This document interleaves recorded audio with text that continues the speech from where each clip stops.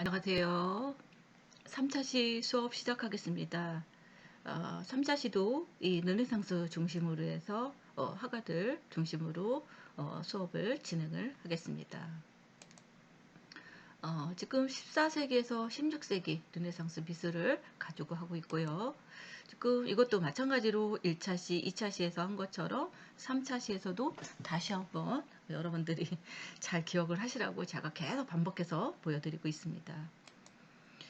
이것도 마찬가지입니다. 지금 르네상스 미술을 중심으로 하고 있다는 것을 여러분들이 잘 기억을 해주시기 바랍니다.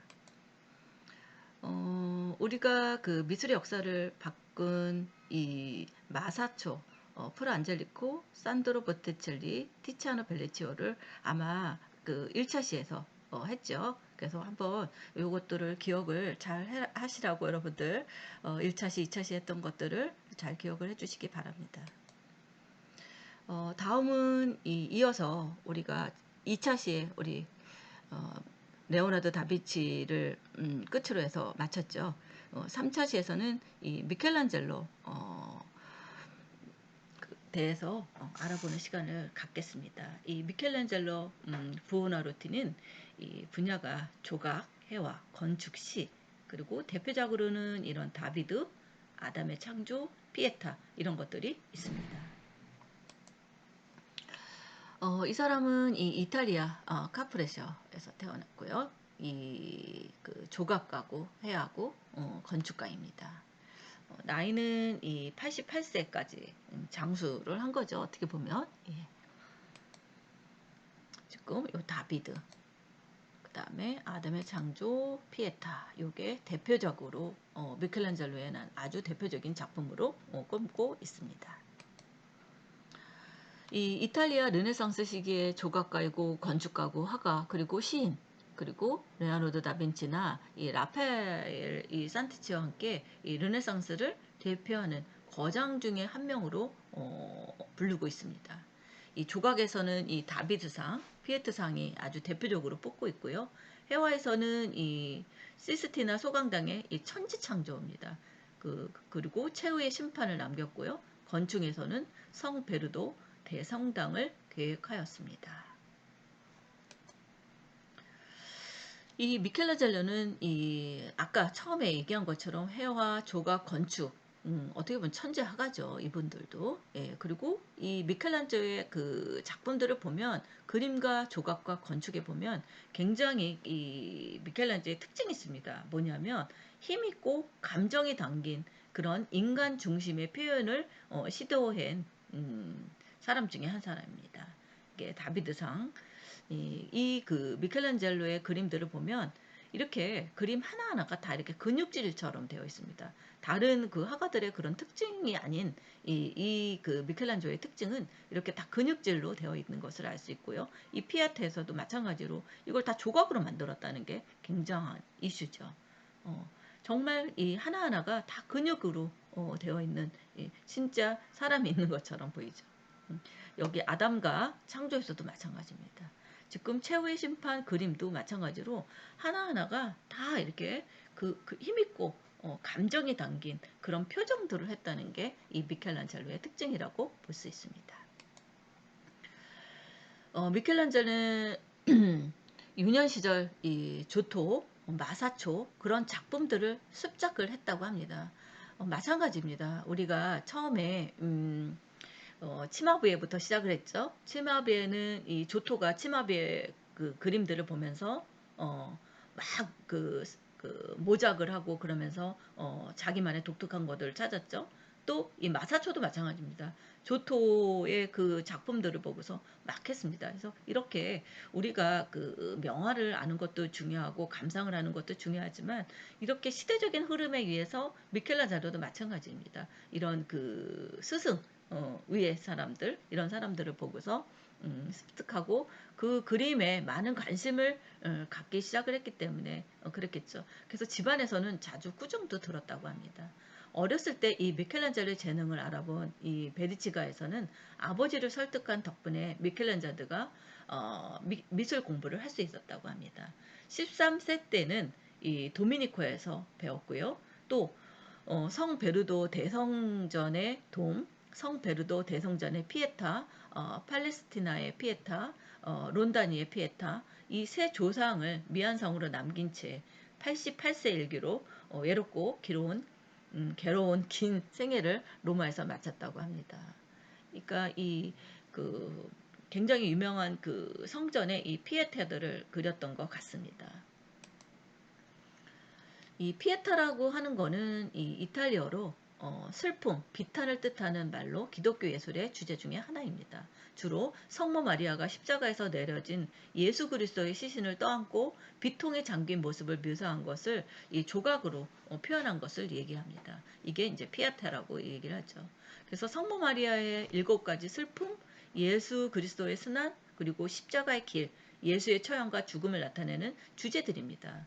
유명한 피에타로는 이 성 베르도 대상장에 있는 미켈란젤로의 피에타 조각상이 유명한 그 피에타의 하나라고 할 수 있습니다. 이 60대 노장 미켈란젤로가 이 시스티나 성당의 재단 뒤 전체 벽에 이 한 1534년에서 1541년이면 한 8년 정도 되겠죠? 7, 8년 정도 되겠죠? 그쵸? 저는 그렇게 생각이 됩니다. 그 긴 세월 동안 뭘 했냐면 그 최후의 만찬, 최후의 만찬이 아니죠. 최후의 심판이죠. 최후의 심판 이런 그것들의 인류의 고유한 문화유산입니다. 이 세계의 걸작은 이 천국에 대한 인간의 갈망과 지옥의 공포를 생생하게 표현하고 있습니다. 최후의 심판을 그리던 당시 세상은 매우 암울했다고 합니다. 로마는 스페인 군대에서 점령, 약탈당했고 유럽은 신구교로 분열되어서 전쟁에 휩싸이면서 교양의 권위는 땅에 떨어졌다고 합니다. 미켈란젤로는 신을 버리고 미쳐버린 인간과 미술에 대한 신의 심판이 멀지 않았다고 믿었고 종교적인 경건주의에 빠져 있었다고 합니다. 이거는 이제 다비드상입니다. 나는 대리석에서 천사를 발견하고 그 천사를 자유롭게 할 때까지 조각을 한다. 인류 역사상 가장 위대한 예술가 중 한 사람인 이 미켈란젤로가 한 이야기입니다. 이 다비드상은 미켈란젤로가 이 17피트라고 해서 한 5.12m라고 합니다. 이런 거대한 다비드상을 완성한 것이 29세 젊은 나이에 이렇게 했습니다. 정말 이렇게 사람이 서 있는 것 같은 근육질 남자가 이렇게 서 있는 것 같은 느낌을 받습니다. 정확히 말하면 26세가 되던 때에 3년에 걸쳐서 이 조각을 만들었다고 합니다. 지금까지도 굉장한 유명한 이 명작으로 유명한 다비드상입니다. 두 번째는 이 아담의 창조입니다. 아담의 창조는 이 미켈란젤로의 프레스코 시스티나 예배당 천장에 그려진 벽화의 하나입니다. 하나님이 최초의 인간 아담에게 생명을 불어넣는 이 창세기 속 성경 이야기를 그려놓고 있습니다. 이 작품은 예배당 입구에서 출발해서 구약 이야기 전개되는 중간 지점에 그려져 있는데요. 이는 그 인간과 신이 함께 표현되는 이런 양식을 과감히 창조적으로 표현하면서 자신의 형상대로 인간을 만든 그 하나님의 창조적인 힘과 인간이 만들어지는 감동적인 순간을 뛰어나게 형상화시킨 작품입니다. 이게 그래서 지금 이렇게 벽화로 이 그림들을 이렇게 그렸습니다.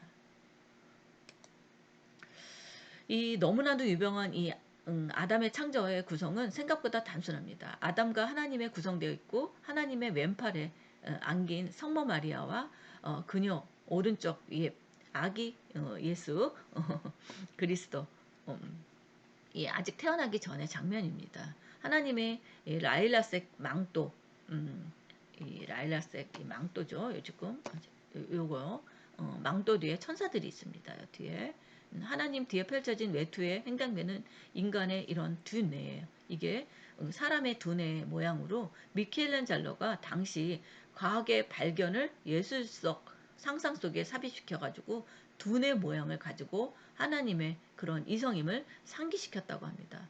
대단한 거죠. 어떻게 보면. 예, 그래서 지금 요게 지금 이 사람의 그 두뇌를 형상화한 겁니다.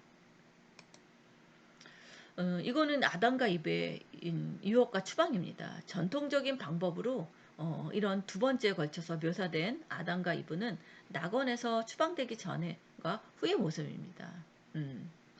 왼쪽은 죄를 짓기 전이고 오른쪽은 죄를 지은 후 죽어야 하는 운명을 갖게 된 것이죠. 중앙에는 이 낙원 쪽으로 길어진 선악과 나무가 있고 뱀이 호일처럼 감고 있죠. 다채롭게 변하는 듯한 이 피부의 뱀이 이브를 유혹하는 동안 아담은 금지된 선악과를 따려고 손을 뻗습니다. 그쵸? 결국 아담은 이브의 유혹에 넘어간 것이 아니라 그 스스로의 유혹에 빠져서 이브와 함께 낙원으로 추방되는 운명을 맞이합니다. 미켈란젤로는 낙원으로부터의 추방이 이브의 유혹 때문이라는 여성 차별주의적인 이야기를 받아들이지 않고요. 아담 역시 유혹을 받은 당사자임을 이 그림을 통해 말하려고 하고 있습니다. 여기에서 원죄와 유혹의 본질에 관한 그 사유기를 촉구하는 것 같습니다. 또 미켈란젤로는 하나님의 손이 펴서 호령하자 이 불같은 오렌지빛, 약간 그 주황색이죠. 이 주황빛과 전체적인 이 주황빛과 우윳빛 전체가 나타나는 모습으로 해와 달의 창조를 표현했다고 합니다. 또 하나님은 돌아서서 땅을 창조한다고 합니다. 이거는 미켈란젤로는 이런 상상력을 동원해서 천지전능한 이 하나님의 모습을 다양하게 묘사했다고 합니다. 그래서 물과 땅에 분리되는 이런 모습을 표현한 것을 알 수 있습니다. 이거는 대홍수입니다. 이 60명 이상의 사람들이 재난을 피하고 있는 대부분 벌거벗은 모습입니다. 물에 빠진 아들을 건져내는 아버지의 모습도 이렇게 보이죠. 여기 침수되지 않은 땅에서는 이 화면 그 하단 왼쪽에 전부입니다. 이게 이 푸른 피난처에 비참한 인간들이 몸을 피하지만 곧 물이 불어 잠길 것입니다. 오른쪽 작은 암석 위에는 많은 사람들이 올라가 있지만 그 물에 운명에 잠길 요 장면입니다. 이것도 잠길 겁니다. 이제 그래서 여기 사람들이 많이는 있죠.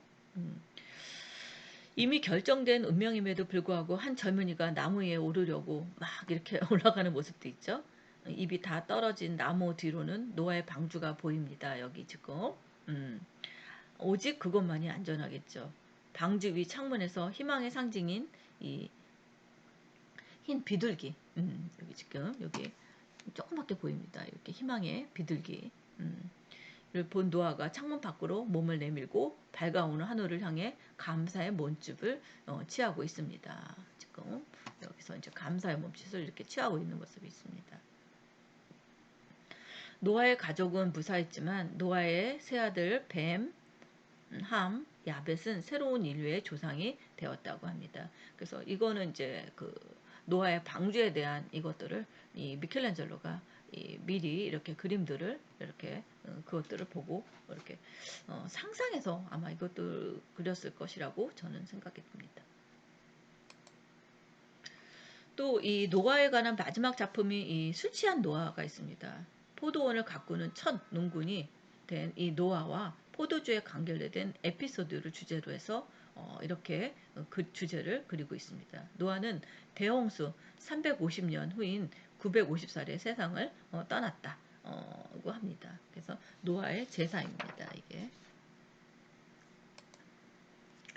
또 미켈란젤로는 이 천재 창조 이것들이 또 대단한 그 작품 중에 하나로 남고 있습니다. 이거는 이 교황 율리우스 2세의 시스테나 성당의 천장화를 꾸미고 싶었습니다. 그래서 미켈란젤로는 그 당시 율리우스 2세의 묘에 쓸 조각에 신경을 쓰고 있었는데 이 일이 지지부진되고 자신은 관심이 없는 이런 벽화를 처음으로 그리게 됩니다. 그래서 미켈란젤로는 4년 동안 발판 위에 누워서 작업을 하는 이런 경직된 자세로 일을 해야 했고요. 이로 인해서 이 관절염과 근육 경련을 얻었다고 합니다. 그리고 천장에서 떨어지는 그 물감 만료로 인해서 눈병도 생기고요. 또 1512년 마침내 작품을 완성을 했다고 합니다. 아, 대단한 거죠. 그의 예술은 그런 인생의 고뇌, 사회의 부정과 대결한 분노, 신앙을 미적으로 잘 조화시킨 것이라고 믿습니다. 시스티나 성당의 천장 벽화로 불리는 이 벽화가 부르기 쉽도록 간결하게 이런 천지창조로 불리게 된 것은 일본의 영향이라고 합니다. 이 정중앙에 그려진 하나님의 창조와 노아의 이야기 9편, 그리고 이 코너마다 있는 유대인의 환란과 극복 이야기 4편, 구약의 선지자들과 고대 예언자들, 하나님의 조상들로 나눌 수 있다고 합니다. 엄청난 거죠. 지금 이것들이 이제 저도 이제 거기 이제 로마 이태리에 이 로마에 가서 봤는데요. 사람들이 아예 누워서 봅니다. 누워서 보면 더 잘 보이거든요. 바닥에 누워서 위를 쳐다보면 이 하나하나 장면들이 다 나타나는 것을 알 수 있습니다. 엄청난 거죠. 어떻게 보면 천재화가라고도 볼 수 있을 것 같습니다.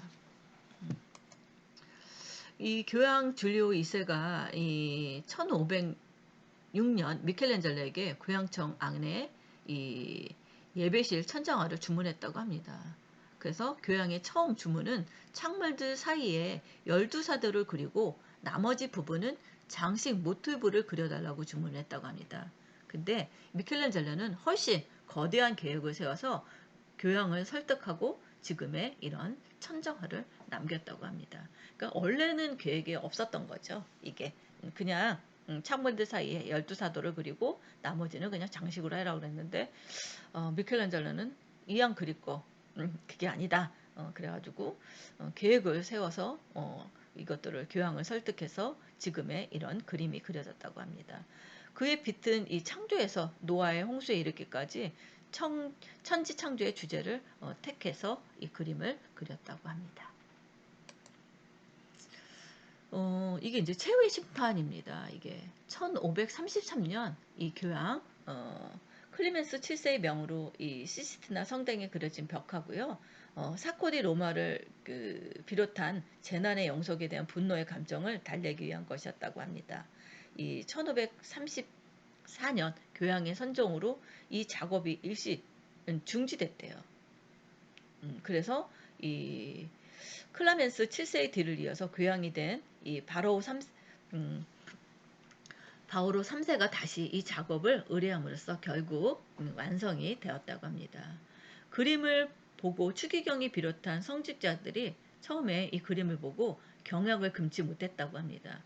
왜 그랬냐면 이 그림에서 보듯이 대부분의 인물들이 나체로 그렸기 때문이다 합니다. 게다가 예수의 모습이 기존의 성화와는 전혀 다르고 사람의 가죽을 벗기는 등 과격한 이런 묘사들이 가득 차 있는 거죠. 이게 이제 그 천당과 지옥에 대한 그 그림을 그리면서 아마 그랬던 것 같습니다. 당연히 수많은 성직자들과 추기경들은 이런 나체화가 성당에 어울리지 못한다고 탄원을 넣었던 것 같습니다. 근데 미켈란젤로는 이 그림을 왜 나체를 그렸냐면요. 이게 신성시 된다고 생각을 해요. 미켈란젤로는 자기 나름대로 그 계획이 있습니다. 그래서 이 그림 하나하나도 이 그림의 미켈란젤로는 얘기했죠. 이 사람의 인체를 굉장히 근육질이게 아주 강인하게 하나 한 명을 다 표현을 했습니다. 지금 여기서도 보면 이 한 사람 한 사람들이 이렇게 강인하고 근육질로 되어 있는 사람들로 다 되어 있습니다. 그리고 다 나체로 되어 있는 게 뭐냐면 그것이 신성시 된다고 생각을 했기 때문에 근데 이 추기경들이나 성직자들은 저 웬 나체냐 이제 그래서 그것들을 막 이렇게 회의도 하고 굉장히 여러 이야기들이 굉장히 많이 있었다고 합니다. 그래서 바오로 3세가 선종한 이후에 이 1163년 트리엔스 공의에서 비속한 부분은 모두 가려져야 한다 하는 결론이 내려서 결국은 미켈란젤로는 안 했겠죠. 내 그림에 손대지 말아라. 그랬겠지만 이 제자 다니엘라 다 볼테라라는 그 사람이 이 그림의 인물의 옷을 그려라. 그리고 가려라. 그래서 일단락이 됐다고 합니다. 하지만 이 때문에 이 볼테라 제자죠.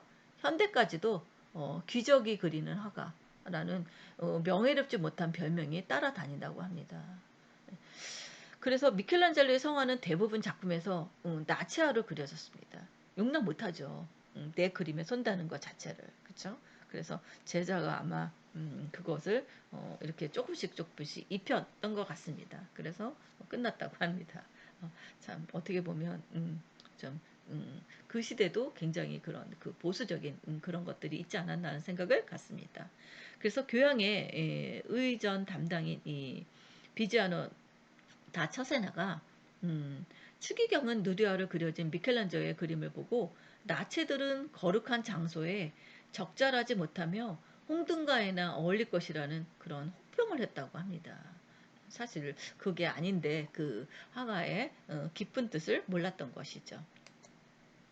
그래서 교양청이 자신을 후원해 주고 있기에 그러한 혹평을 내놓고 표현하지 못했던 이 미켈란젤로는 6년 반에 걸친 그림 제작 과정에서 오른쪽 하단에 있는 이 배 부분에 대부분 이 지옥의 수문장 미누스를 표현한 이 비지아노 다 체세나를 직접 그리기도 했다고 합니다. 그래서 미누스의 기는 당나귀 기로 표현했고 당나귀 기는 무지하다. 그리고 성기마저 뱀이 돌고 있게 그리고 인간의 성적 방종에 대한 하나님의 가혹한 심판을 보여준다 하는 그런 그림들을 그렸다고 합니다. 미켈란젤로는 이런 장난질에 체세나는 화가 나서 당시 교황 이 바오로 3세에게 자신의 얼굴을 빼줄 것을 요청했다고 합니다. 그러나 미켈란젤로는 그나마 수도복을 입고 무덤에서 나오는 영혼을 돌보는 천사로 자신을 표현하는데 바오로 3세는 자신도 미켈란젤로의 심기를 건드려 작품에 통해서 피해를 볼까봐 내가 연옥에만 있었어도 내가 어떻게 해보겠는데 하고 사람인 내가 지옥에서 너를 구원하기란 불가능하다 하고 체세나를 버리고 발을 빼버렸다고 합니다. 참, 이 그림을 천재 창조, 최후의 심판 이런 것들을 그리면서도 이 미켈란젤로는 이 거기에다가 아예 이런 것들을 넣지 않았나 하는 생각을 가져봅니다. 이거는요, 이 성모 마리아는 왜 파란색 옷을 입었는가입니다. 파란색은 이 성모 마리아 색입니다. 13세기에 접어들면서 이 교회 법전은 이 카톨릭 전례복의 색을 표준화했는데 성모상에 파란색을 칠하도록 규정을 했다는 거죠. 이후 파란색은 성모 마리아 색이 되었습니다. 그래서 성모 마리아는 이 파란색 옷을 입었는데 그 당시 르네상스 화가들이 파란색 위를 파란색을 위해서 울트라마린, 아주라이트, 스멀트, 연한 남색 물감, 화감청, 인디고, 남색, 쪽빛 이런 것들을 썼다고 합니다. 이 중에서도 가장 정확하게 색을 낼 수 있는 것은 울트라마린색입니다. 그러나 안타깝게도 이 그게 다이아몬드 값만큼 비쌌다고 합니다. 반면 이 아주라이트는 그에 비해서 가격이 쌌지만 다소 이 회색조를 띄었고요. 유리산업과 관련된 이 베네치아에서는 생산된 이 스멀틀은 변색이 심했다고 합니다. 그리고 인디고는 주로 염료에 사용이 되었고요. 변색 때문에 물감으로 광범위하게 사용되지 않았던 것입니다. 그래서 울트라마린은 이 고가 수입품입니다. 그래서 색도 아름다다가 비싸기까지 했고 그 당시 그림을 주문하였던 부자들 혹은 카톨릭 성당에서 신앙심을 표현하기에 이보다 더 좋은 재료는 없었을 듯 합니다.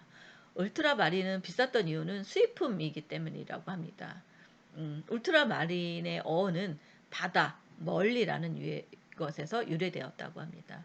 울트라마린의 원료는 청금석인데요. 당시 바다 건너 저 먼 그 동양의 아프가니스탄에서 질 좋은 이 청금석이 나온다고 알려져서 이 청금석은 사람의 발길이 닿지 않는 깊은 산 속에 있었고요.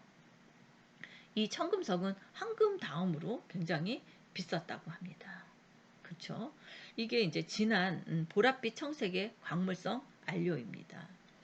천연의 이 울트라마린은 이 보석과 같이 아주 귀한 강석입니다. 유채물감의 이 색은 우리나라, 중국, 일본 등에서 군청이라는 색으로 얘기를 하죠. 유채물감의 이 울트라마린은 인공 조명 밑에서 쉽게 색상이 변해 보이는 이 연색성이 심한 특성이기 때문에 유화 작품을 전시할 때 주의가 필요로 합니다. 그래서 우리가 옛날 그 명화나 이런 작품 전시를 하게 되면 온도, 빛 이런 것들에 굉장히 그 신경을 많이 쓰고 전시를 하죠. 그 이유가 이런 것들입니다. 또 이 암굴의 성모입니다. 당시에 그림을 주문하는 사람들은 화가에게 그림을 그릴 때 울트라마린을 칠할 부분과 정확한 양, 금액까지 명시하는 것이 어쩌면 당연할지도 모르겠습니다. 혹시라도 그림에 쓰는 양을 속여서 횡령을 하지 않을까 하는 의심을 가졌다고 합니다. 그만큼 비쌌기 때문에 그랬겠죠. 그 당시 기능공 취급을 받았던 화가의 지위를 생각하면 충분히 미루어 짐작이 가능할 것입니다. 심지어 레오나르도 다빈치의 경우도 이 암굴의 성모 그릴 때 이렇게 작성된 계약서에 전해 내려온다고 하니 울트라마린의 가치도 얼마나 대단한지 알 수 있을 것입니다. 그리스도의 매장입니다. 이게 이 아주라이트입니다. 아주라이트의 원은 페르시아로 이 파랑을 의미합니다. 기원전 15세기 이집트나 그리스, 마야 등 많은 고대 문명 시대에서 신성시 되어져 신탁이나 예언을 위해서 이용되었다고 합니다. 이것도 푸르고 아름다운 독특한 빛깔 때문에 힐링의 에너지가 강하고 특히 세포의 스트레스를 걷어주는데 힘을 발휘한다고 합니다. 그 때문에 신경질적인 사람이 사용하면 자연스럽게 이완이 되고 밤에 자주 잠을 깨어 우는 아이나 이 아기들 그리고 집상석이 없고 전투적으로 경쟁적인 아이의 정서를 바르게 하면 육성하는 데 좋다고까지도 알려져 있습니다. 이게 미켈란젤로의 피에타입니다. 마리아의 이런 섬세한 옷주름, 죽은 예수의 시신이 축 늘어진 이런 근육 묘사는 대리석으로 할 수 있는 가장 사실적인 묘사의 단계로 이끌었습니다.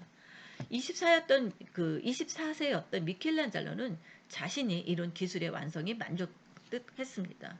이 작품은 이 피라미드 형의 그 완성된 구조를 지니고 있는데요. 미켈란젤로는 이 안정감을 만들기 위해서 마리아의 어깨와 치마폭을 좀 더 이렇게 넓게 자리를 잡았다고 합니다. 마리아가 죽은 예수를 무릎에 꿇혀 앉는 자세는 중세부터 내려온 이 도상인의 더불어 마리아의 33살의 아들이 있는 어머니이기보다는 수태고지를 받던 10대의 소녀 나이입니다. 순결한 이런 처녀 마리아를 강조한 도상이라고도 할 수 있습니다. 미켈란젤로가 활동했던 시기에 르네상스 예술의 빛이 발하게 된 것은 예술을 아끼고 사랑하는 이 메디치 가문이 피렌체에 있었기 때문에 가능했고요. 피렌체 산타마리아 노벨라 성당에서 매우 중요한 회의가 열리게 됩니다. 이런 그 성공한 은행가이자 정치가였던 이 코시모 대 메디치의 후원으로 이런 역사적인 회의에 동방의 이런 비잔틴 교회와 서방의 이런 카톨릭 교회가 오랜 결별 끝에 만나게 된 것이기 때문입니다. 다음은 이 라파엘입니다. 라파엘은 이 이탈리아, 움브리아, 오르비아 출생입니다. 이 레오나르도 다빈치, 미켈란젤로와 함께 르네상스의 고전적 예술을 완성한 3대 천재 예술가 중에 한 사람입니다. 궁정 시인의 아들로 태어나서 어머니를 일찍 여의고 11살 때 아버지마저 잃어서 사자인 숲부 밑에서 자랐다고 합니다. 이 라파엘은 이 시인이고 화가였던 아버지에게 그림을 배우고 아버지가 세상을 떠난 후에도 그 움브리 야파의 지도자인 이 피에트 페루지오의 고린 공방에서 도제 수업을 받았다고 합니다. 이 아테네 학당 이것으로 유명합니다. 라파엘의 그림은 이 아테네 학당은 이 플라톤, 유클리오, 아리스토텔레스 등 고대 그리스 학자의 학당에 모인 것들을 상상해서 그렸다고 합니다. 라파엘은 이런 젊어서부터 이런 조형, 감정, 빛, 공간 표현 이것까지도 모두 연루해서 그림을 그렸다고 합니다. 그의 천재성이 16세에 아주 바늘에 올려 놓았다고 합니다. 이게 그 라파엘의 이 그림을 그린 그 예배당에 대한 것들입니다. 이 라파엘은 이 성실함과 사교적인 성품을 가졌다고 알려져 있고요. 짧은 생에도 불구하고 많은 작품의 의뢰를 받아서 훌륭한 마무리를 지었다고 합니다. 르네상스의 절정을 이룬 화가답게 그림은 고전 미술의 완성이 있었고요. 단정한 그의 그림에는 선과 형태, 명료한 그 색상, 기품 이런 것들이 인물의 자세 연출, 배치와 구도의 극한에 달았고요. 르네상스 미술의 최고 덕목이자 서양 미술에서 오랫동안 교과서처럼 여기는 우아한 아름다움의 원형을 만들었다고 합니다. 이건 천사입니다. 라파엘의 작품에서 인정되는 최고의 그림입니다. 이게 그의 스승 페루지오의 감미롭고 품위 있는 그 표현의 영향을 볼 수 있지만 라파엘의 이 그림을 제작하기 전에 레오나르도와 접촉이 있었고 그의 작품을 열심히 연구해서 이렇게 이런 그림들을 그렸다고 합니다. 라파엘가 이 페루지아에서 머물고 있던 시기에 후기에 제작된 작품입니다. 이거는 화면이 상하로 2등분이 되어 있죠. 각기 독립적인 로 구성되어 있고요. 또 양면이 분리될 수 없는 내용을 보여주고 있습니다. 그래서 라파엘의 고유한 표현은 지상의 많은 성자들의 개성적인 표현에 있고요. 정적으로 이런 온화한 자세에서 다시 엿볼 수 있습니다. 분리가 이중으로 되어 있지만 또 전체적인 흐름의 이것들을 볼 수 있습니다. 그리고 이 채색면이 그 색상들이 굉장히 부드럽습니다. 감미로워요. 이 색감들이. 그리고 약간 고급스럽다고 해야 되나요? 이런 것들이 있습니다. 이 그림들은 이 파리의 그 약탈에 갔고요. 이탈리아 반환돼서 바티칸 궁에 소장되어 있다고 합니다. 이게 이제 동정녀의 즉위시라고 할 수 있습니다. 이거는 이제 예수의 죽음입니다. 예, 카스텔로시의 그 도미니크 성당 내에 가바리 예배당에 의해서 제작된 그림이라고 합니다. 이 3인의 사자입니다. 지금 이게 그리스도의 이 책상형 밑에는 좌우로 성모와 복음을 쓴 이 성요한이 견고한 자세로 입상으로 보이고요. 이들 사이에 이런 막달리아 마리가 이렇게 무릎을 꿇고 그리스도의 순환을 애통하고 있습니다.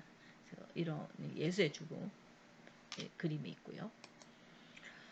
이 작품은 완전한 도식적인 구도를 제시하고 있다고 합니다. 십자가상이 중심이 되어서 화면을 양분 이렇게 양쪽으로 하고 대각선 좌우로 인물을 이렇게 그렸다는 것이 또 특징입니다. 그리고 뒤에는 이런 자연 풍경이 반 이상 차지하는 거 있고요.